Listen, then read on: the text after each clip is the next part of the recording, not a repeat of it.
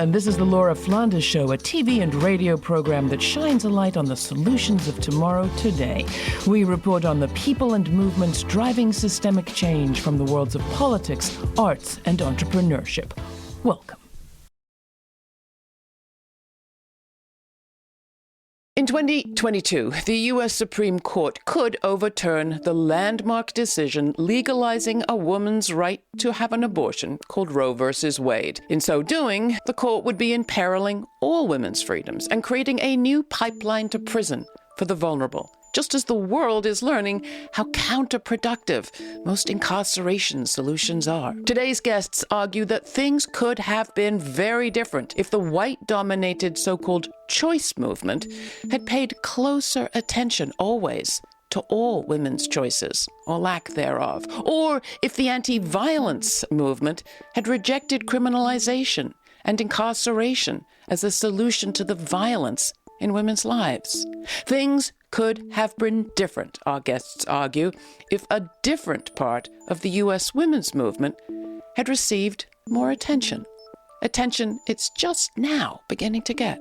There's always been such a movement, they argue, because they were there. Today we talk to Black abolitionist feminist Beth Richie and queer Southern feminist Suzanne Pharr.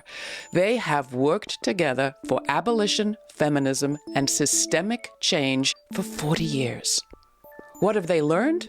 What is their message for us now when so much hangs in the balance? Beth Richie is the head of the Department of Criminology, Law, and Justice and professor of Black Studies at the University of Illinois, Chicago, and co-author with Angela Davis, Gina Dent, and Erica Miners of Abolition Feminism Now, which is just out this week from Haymarket Books.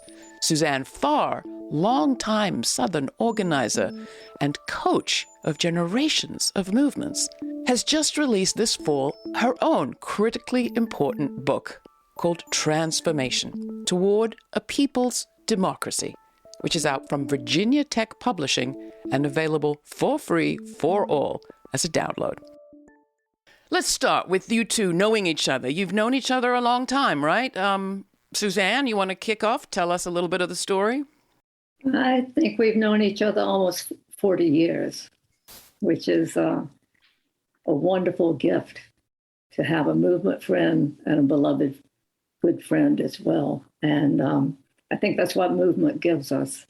And we came together in the creation of a structure for what we call the battered women's movement, what we now call gender violence, an effort to end gender violence. And one of the things we were discovering was how much violence there was against women.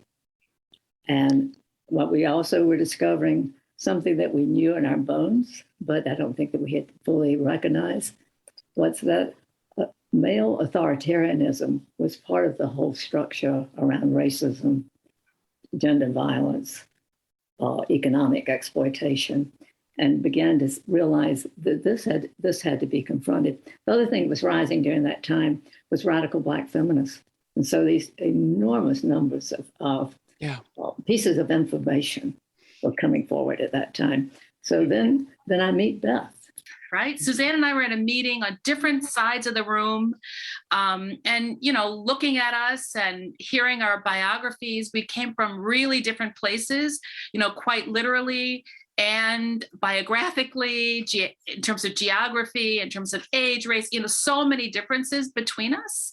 And there, at least I felt, Suzanne, like a kind of immediate connection, not around those things that were so different, but around a shared political commitment to bringing together feminism, a commitment to ending gender-based violence, and appreciation for even a lifting up of Black radical feminism.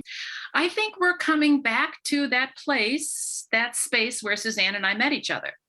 I think we realized that a lot of what has happened in terms of feminist organizing has been narrow, it's been siloed, it's been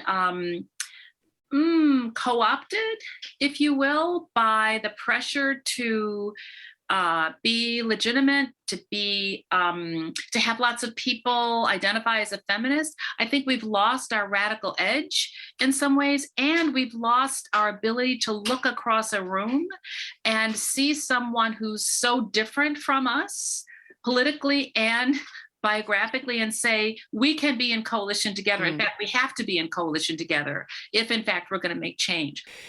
You, Suzanne, talk about work that is domesticating versus work that is liberating. So do you think our movement to protect, or organizational work to protect Roe versus Wade, reproductive rights per se, has been domesticated in that sense, Suzanne?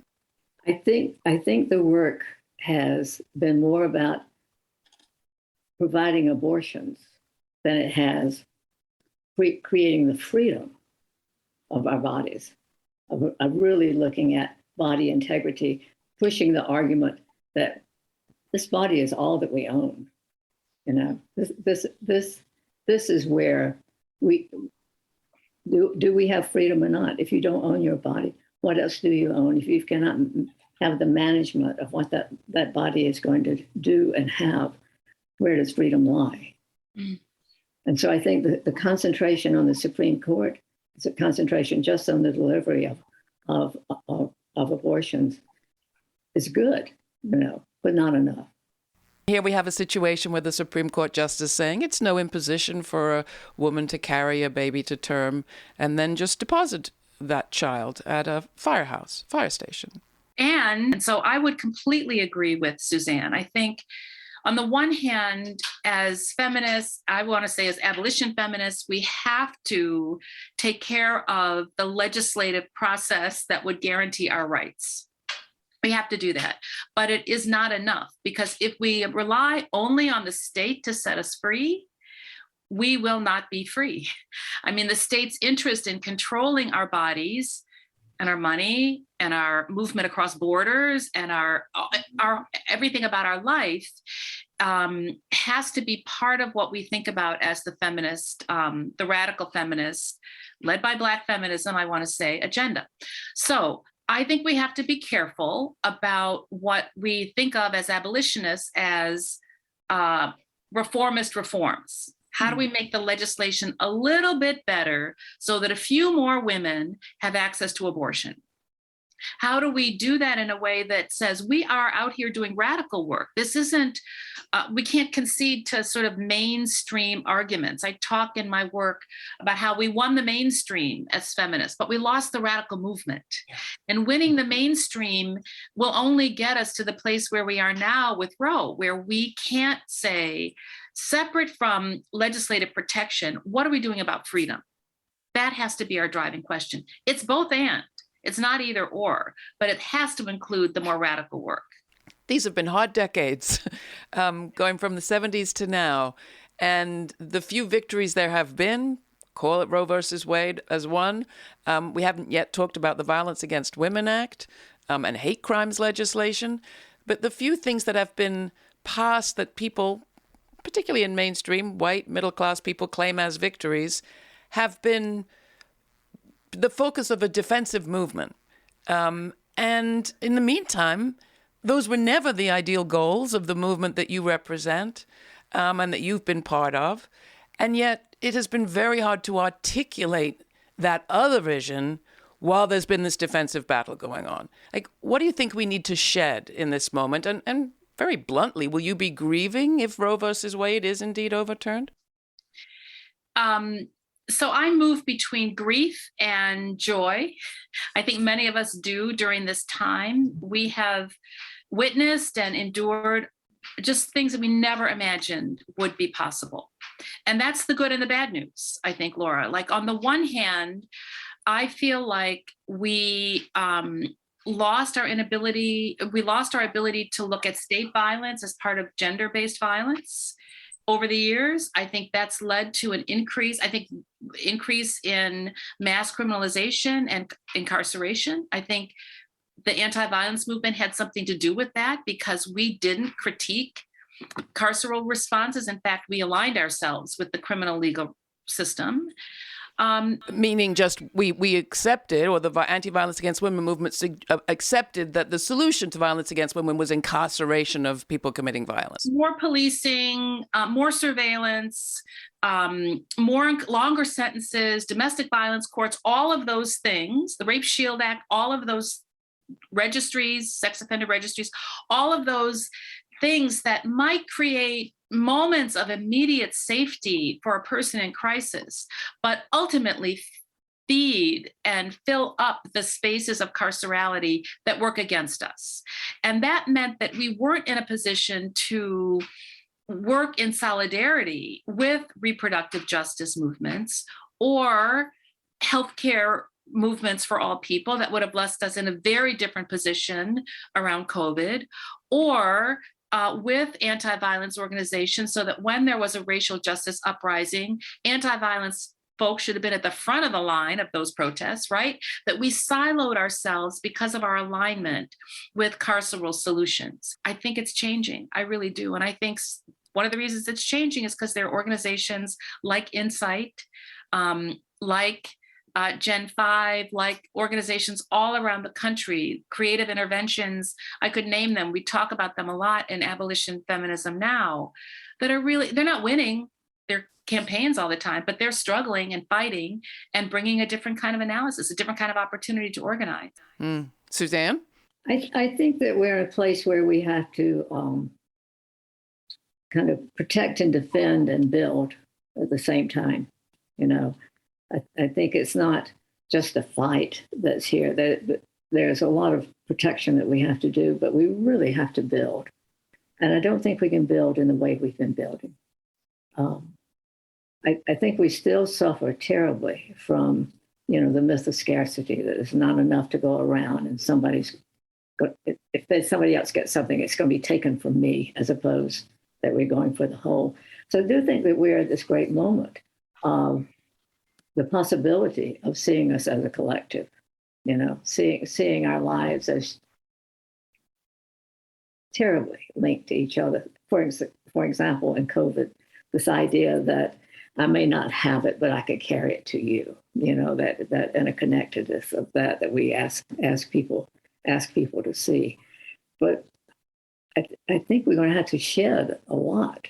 And a lot of that is going to have to be in the realm of competition.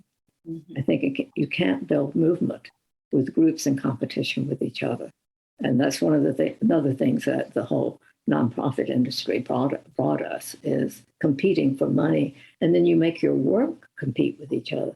So you got two levels of competition there that make you not join together to make something larger. We're at the point that we have to join together or die, and not just because of COVID. This is the Laura Flanders Show. I'm Laura. My guests are both longtime frontline abolition feminists, scholars and authors. Dr. Beth Richie, Suzanne Pharr. For 40 years, they've worked together for abolition, feminism, and a systemically different and better world that they say is within sight right now. Dr. Beth Richie is the head of the Department of Criminology, Law and Justice, and a professor of Black Studies at the University of Illinois, Chicago, and she's the co-author of the just-released Abolition Feminism Now, with Angela Davis, Gina Dent, and Erica Miners. Suzanne Pharr is co-founder of the Southern LGBTQ advocacy group Southerners on New Ground, SONG, director emeritus of the Highlander Research and Education Center, and founder of the historic Arkansas Women's Project in Little Rock. Her latest book, which gives a real-time chronicle of much of her on-the-ground organizing, is called Transformation Toward a People's Democracy, and it was released last fall by Virginia Tech Publishing. You can find more of my conversations with Pharr and all of our coverage of the abolition and women's rights movements at our website, lauraflanders.org. While you're there, sign up for our weekly alerts to receive information on all of our streaming events and web exclusives, like my commentaries this week's on the problem with American exceptionalism, and our uncut interviews, like the most recent one with Arundhati Roy. All that is available for those of you who sign up for our weekly alerts, so do it so we can stay in touch with you. Next, Suzanne Pharr shares the significance of the Arkansas Women's Project that she was part of founding back in the early 80s. But first, here's Josh Peace Peavy remix of You Try Living by Black Guy White Guy versus 808 Beach, featuring Annalisa Lamola from the Red Hot and Free Remix collection, released by the Red Hot Organization, an organization fighting HIV/AIDS through music and pop culture. Taxes, mortgage, rent, right around the world, no. Finance, equal violence. Oh, no, no. All I see is battlefields, pushing people to their knees. More to life than struggling. I need to dance. I need to leave. Ain't no joke when you ain't got no money. Try living when there's no milk and honey. Life ain't fun. Why was the Arkansas Women's Project historic? Well, that sets me up to say, oh, we had the answers, but that's not quite true. But I think it was historic because one, and starting in 1981, that we were determined that we would work on against sexism, against racism, and economic exploitation, and we would always combine those three. Particularly that we would never talk about one without talking about the other. So we wouldn't take just a narrow approach, and that we would be a multiracial organization in Arkansas. And it was unique for here, but it was certainly unique also for the elsewhere in the country. And we focused on people on the ground, and bringing in all of the people into this group to have a place, to have a home, and to be working on the problems that they named. I can't tell you, it was a learning school for us. But coming out of that, there were two things happening. One, the right wing was rising and becoming more and more visible in Arkansas. And so we were monitoring that. We connected ourselves with the Center for Democratic Renewal in Atlanta, and we were monitoring the Klan, exposing not just the Klan, Posse Comitatus, the skinheads, the Covenant Sword, Arm of the Lord, and exposing them to the public, and also trying to protest against them. So that was happening on one hand. On the other hand, we were seeing violence against all kinds of people. So we thought, well, it's not just the far right; it's the racial violence. It's the violence against women, violence against queers, violence against religious minorities. So we said, well, we should be monitoring them. Why don't we just deal with the far right? That's not the biggest issue. Everyday lives, those are the biggest issue. And so when we monitored those, suddenly we realized we set up little groups around the country, the whole state. So they sent us newspaper clippings of what the violence was. And we didn't accept any information except clippings because we knew that people wouldn't believe us. That is the only way we knew to make it authentic. And so when we got those, we created a report. And what we found was far more women were experiencing violence. We couldn't even report it. And so we decided we'd report only the murders of women because they were so extreme. Yeah. And we wrote a report where we gave every detail: her name, where she was killed, how she was killed, who killed her, whether the children were there, whether her body was abused, whether she had clothes up, all of those details. Then how it ended up. Did this person go to jail? Did they ever find the person? All of that. And then we gave it back to the public. And so people developed a tremendous consciousness of the kind of violence that women experience. And so I think the answer to your question is work on the ground. I think, that will lead us through this. I really encourage people to check out the book, and the download is available free, because you have an important distinction that you made there in the area of hate crimes, to talk from the individual to the system, to the society that maintains the regimes of violence that we're really talking about, whereas our media likes to talk about the individual at the end of that long chain. You've laid out so many of the pitfalls that we've fallen into, many of our organizations, and certainly I hear the failures of our media to do that job of connecting anyone to anyone. Talk to those who say, okay, all this is very good, and you're doing important grassroots work that will pay off in generations, but right now my hair is on fire because our rights to an abortion hang in the balance. We have an election coming up. We just need to vote for the least worst, and the planet's on fire. I think for me, these feel like emergencies, but in fact, there's a long history both of how we got to where we are and resistance against those forces. And I think one thing we need to do is understand this is long-term struggle, even though there's a vote coming up, right? And we need to be able, therefore, to think of a long-term strategy and a short-term strategy. We need to try to win, and we need to put all of our best thinking and our best organizing toward winning whatever the campaign is. And we need to think long-term, how does this campaign fit within a broader agenda of creating the world we want to live in? Mm-hmm. That's the abolition piece. What is it that we want beyond fighting for rights or putting out fires, but what broader issues of change do we want to be involved in? And once we sort of give enough energy to both of those spaces, I think we need to recommit to on the ground, grassroots, local support like Suzanne described.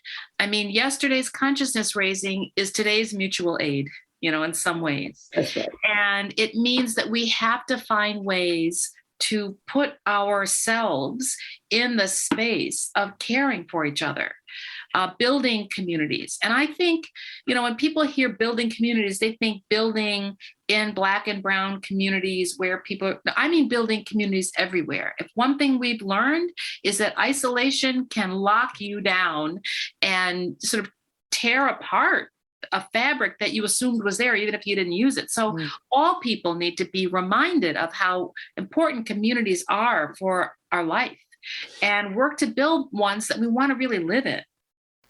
You have said, and it is repeatedly said, that the definition or one of the sort of core credos of the abolition feminism movement is the belief that another world really is possible. We like to ask people on this program, what experience do you root that belief in? Suzanne?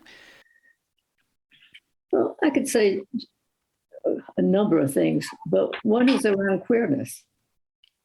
To go from being a potential felon to having some freedom, not everything that one would want, but to see that shift can change, that you can move from some place in which you feel forced to be totally invisible in my lifetime to my age now, in my 80s, to see that there's space for people to breathe, who are queer, who are transgender, non-conforming.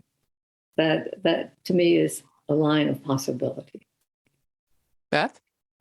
I would say, two things. One is, for me, the kind of everyday abolition, the ways that people are keeping each other safe, the way that we have campaigns that women are coming out of prison when they were, sentenced to life for saving their own life. And they're coming out and they're being held by small groups of people, some formal and some informal, and saying, you're ours now. We got you. We're not going to let that happen again. We took care of your kids while you were there. Welcome home. And home is a different kind of place than the one you left, where you were so badly hurt, right? So I see small acts like that. I mean, that's not small, that's big, right? But they don't sort of appear like as abolition news, but we are taking care of each other. Yeah. We really are. And I see the campaigns against criminalized survivors as one example of that. all around the country were doing that. And I think the other place, Laura, is really where we started, that Suzanne and I, for 40 years, 40 long years, have not only done work, but we've changed the work that we've done. We've gone back and redone some things that didn't work out so well, that we've brought other people into the community of our friendship, that we've celebrated each other's lives as well as supported each other's work. You know, I think that's it's I don't often think of friendship as resistance, but I do think that there really is something about the possibility that our relationship with each other represents for people. Yeah. And that's why I so appreciate you inviting us both to be on the show, because I think that there is something here about what the possibility is. A lot of people would have said, that's impossible. Those two, no. My parents would not have thought it was possible, for example, that a white Southerner from Little Rock, Arkansas could be, one of my dearest friends. They wouldn't have thought it was possible, but look at where we are. Well, I think we should tell more of these stories more of the time. So we will continue to commit to that. And I want to thank you two so much for being with us. How do some ideas get traction and others remain marginal on the sidelines? Well, media have a huge role to play. Go back 50 years, the height of the 1960s, and ideas like greed is good or voting is dangerous were marginal at best. It was years of repetition by right-wing media outlets collaborating that made those ideas and the people that voiced them central to our politics today. So, too, ideas like abolition feminism may have once seemed marginal, barely a whisper, but today they are gaining traction. And independent media like this program and public television and other non-commercial media outlets are a big part of why. Could things have been very different today? Absolutely. Could they be different still? Well, perhaps if we learn the lessons of collaboration. So in that spirit, I want to tell you that there's a full-length interview with Beth Richie, Gina Dent, Erica Miners, and Angela Davis about their new book right now on Democracy Now! And to remind you that the full uncut version of my conversation with Beth and Suzanne is available as a download, as a podcast from our website. For more information on this week's guests, along with a suggested reading list and links to related episodes to explore in our archives, go to patreon.com/The ALF Show, which is where you'll also find an invitation to join me to watch the premiere of each week's episode on YouTube, 11:30 a.m. Sundays Eastern Time. All the details are at patreon.com/The ALF Show. Also at Patreon right now, for our Patreon partners, early access to the full uncut version of my recent conversation with author and activist Arundhati Roy. Roy had a lot to say that we couldn't fit in the program about surveillance and data mining in the age of COVID, the realities of India's pharmaceutical industry, the importance of trans politics, and more. Well, our Patreon partners, who support this free podcast with a contribution of whatever size every month, help keep all of our programming free on TV, radio, and as a podcast. To thank them, we give them early access to all of our uncuts and more. This week, we want to welcome our latest new Patreon partners, Linda and Tirza. Thank you. We have a lot in store for you in 2022. And for all of our listeners and viewers, thanks to you, our Patreon partners, and everyone who joins me right here. Your support is crucial. Stay kind, stay curious. Till the next time, I'm Laura.